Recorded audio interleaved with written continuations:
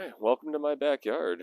In a few short weeks, a shed is going to magically appear here. It's going to be built and installed, and that's where I'm going to put my in-scale model railroad empire. Hopefully it will keep me busy for a few decades.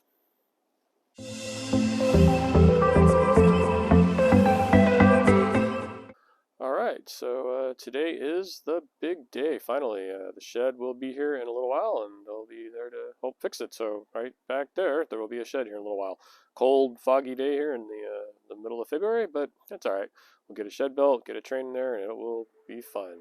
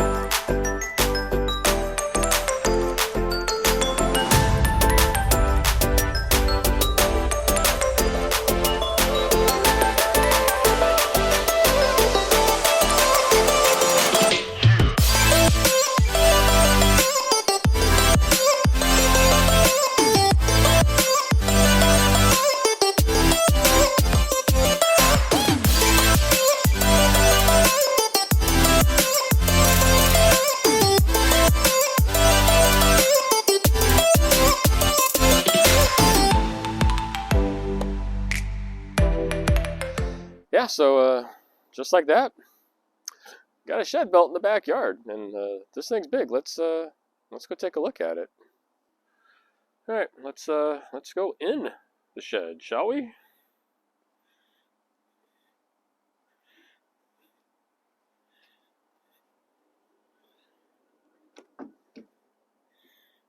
Here we go. This is the inside of the shed.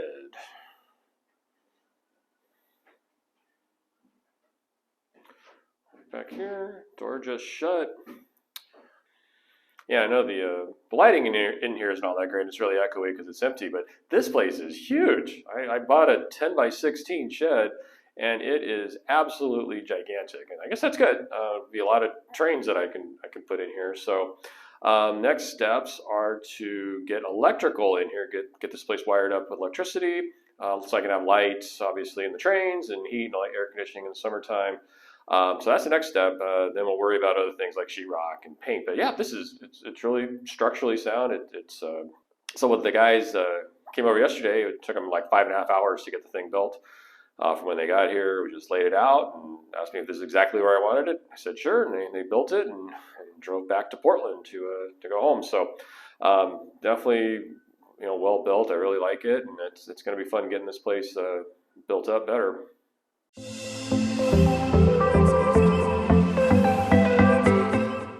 Alright, well, today is going to be electrical day. It's a nice day today, actually, for February. The sun is actually out today, so kind of exciting. So, should warm up here in a little bit, and I'm ready to go with electrical. I've got 100 feet of the yellow cable. I got junction boxes. I got outlets. I got cover panels.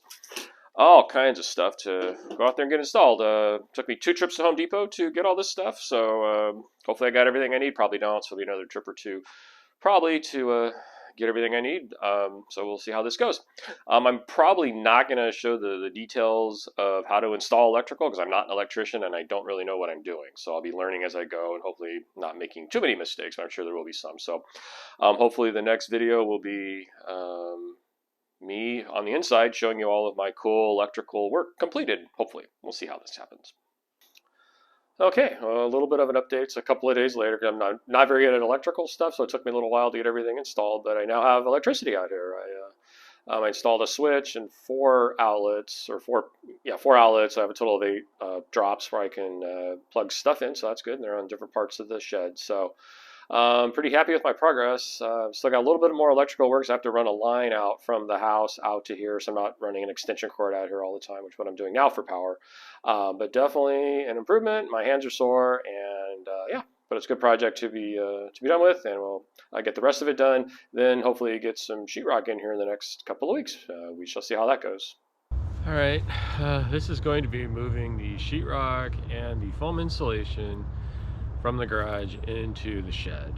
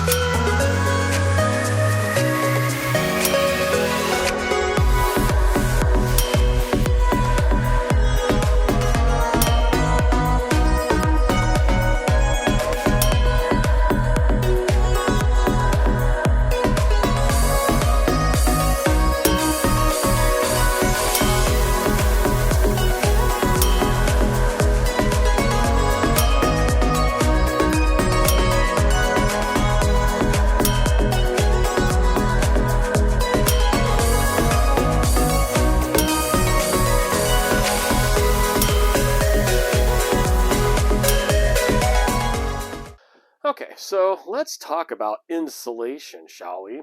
There's lots of information, lots of videos on YouTube, and lots of information on the internet about how to insulate and what you should insulate and different R values and lots of information about it.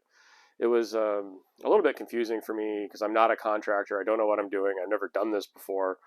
But I strove through it and got it sort of figured out. And so I'm going to tell you what I did for my shed or what I'm working on for my shed. And it's definitely not the only way to do it. It may not even be the best way to do it, but it's the way that I've chosen to do it. So we'll just start out with the walls.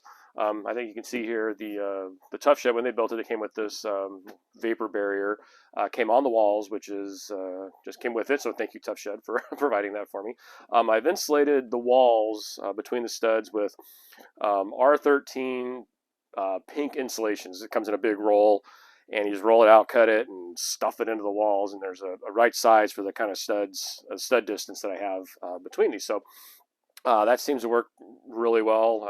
Not hard to do, just kind of a big mess and having to deal with fiberglass. So, but it definitely worked and got it in the walls. And I've got it just about done. I got a couple more little spots in here I need to do, including this section right here, which I'm not going to do until I put the sheetrock in this on this wall. Then I'll insulate that part. There. So on the ceiling, it's only 4 inches. It's a 2x4 up here between basically the wood that the shingles are nailed down to, and the stud here. So not much room. So I really couldn't put any of the pink insulation in there. I could have, but then there's the risk of water possibly getting in there over time, and I really didn't want to mess with that. So what I did for kind of a vapor barrier is I painted the ceilings with Kills, K-I-L-L-Z, white latex paint, basically. Painted the whole thing. It's I think it's a little better than just having the wood directly, facing into here into the shed. There's lots of nail holes in here, not nail holes, but actually nails where they use the nail gun to put the shingles on that are poking through. So if I wanted to put a plastic membrane over the whole thing, it would have been more tape than actual membrane by the time I got done with it. So I got that, and what I'm going to insulate this with is a 2-inch foam, extruded foam boards that you can buy at Home Depot or a place like that. Kind of expensive, and they're only, I think, R10 is the value of the insulating ability for the 2-inch foam. But that's what I wanted to buy. I could have gone cheaper and bought 1-inch foam or 1/2 inch, but it would have been less R value. And just for extra $2 or $3, I just would spend the whole amount of money and get the most insulation that I reasonably can out of this. So that's the plan. I'm going to hopefully do the ceilings today with the insulation. Finish up the pink stuff in a couple spots I need to do that, and eventually get on to sheetrock.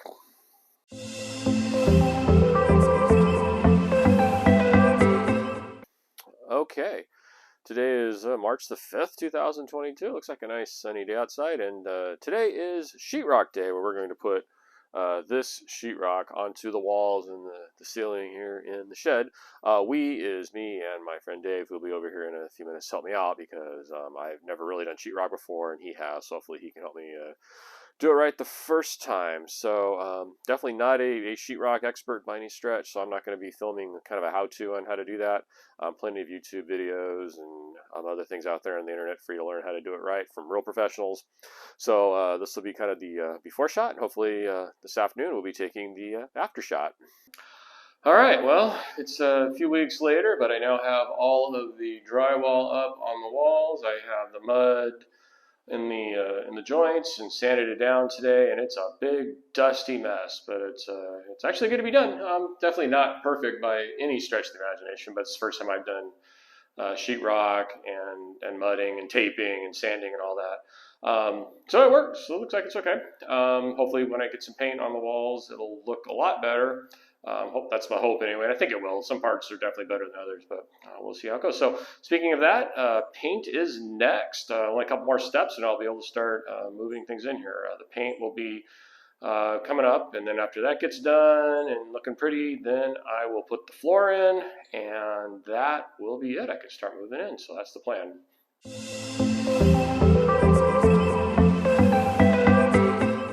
All right, it's finally time to paint. I'm pretty happy with the drywall and the taping and mudding, so it's time to get some paint in the walls and make this place look like a room for trains. So I'm going to paint the entire building, the roof and the walls, a blue color. I want it to be kind of a sky blue because that makes sense for running trains around. I'm not going to add any clouds to it or anything. That'll be for the backdrop for later. But for the rest of it, it'll be a sky blue. So what color is the sky? You know, we all know it's blue, and there's lots of different shades of blue. So the best bet you can do is go to the paint store and get yourself one of these sample cards and figure out which color blue you want. There's lots and lots and lots of these based on the hue and the saturation and other color things. I chose Azurean, A-Z-U-R-E-A-N, as the color of the sky, which is this color here. This is the second one on this particular card.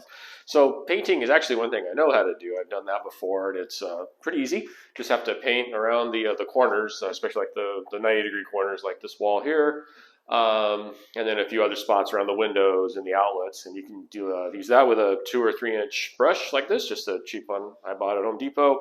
And then for the rest of it, I could use a sprayer, but I'm just going to use a big old roller. So just easy for me to do it that way. I don't own a sprayer. Kind of a little more fulfilling for me too, just to get out there and roll it and get some exercise, make myself, feel strong, things like that. So let's get some paint on the walls.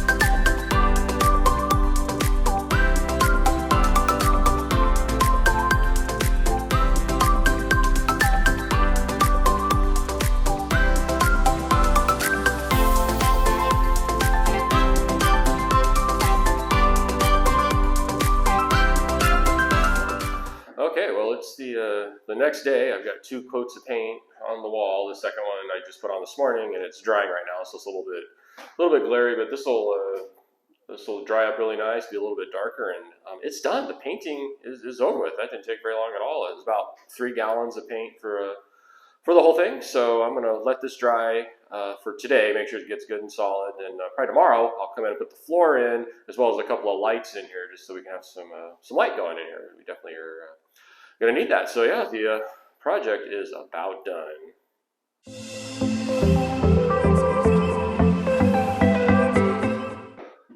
All right, well, it's been a productive day here. It's been an absolutely beautiful day here in late March here in Western Oregon. Almost 70 degrees today, got about 66, 67. Can live with that, definitely nice for the end of March. The paint's dry. I put lights up. You can see one back there, and I got one right here as well. So those are installed. They have different dimming kind of characteristics that came with it. Got them at Costco yesterday, and they installed pretty quick onto the ceiling. Got to do a little bit of cord management, probably raise them just a little bit. But at least I got them installed and got them working. So the last thing to go in is going to be the floor. So I'm going to be using this stuff. It's kind of this jigsaw-y puzzle. Just kind of put it together, and it's insulated a little bit, and it's got some give to it, which is really nice. It should be easier when I'm walking around out here. But I'm going to put that in the floor maybe tonight here, so I can get this done and start moving things in.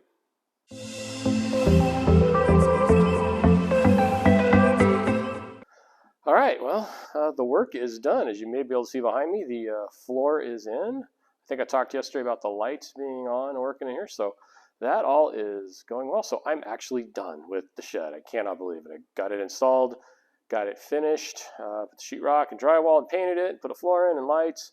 It's ready to go, and I'm really happy about that. So next up is going to be to start moving all my train stuff in here. So if you got this far, thank you so much for watching. I really do appreciate it. And if you enjoyed this video, I appreciate if you would subscribe to my channel, hit the like button, all that good stuff. And if you want to get on the ground floor, start now. And for the next few years, few decades maybe, we'll be building a train set in here. So hey, have a good day, everybody.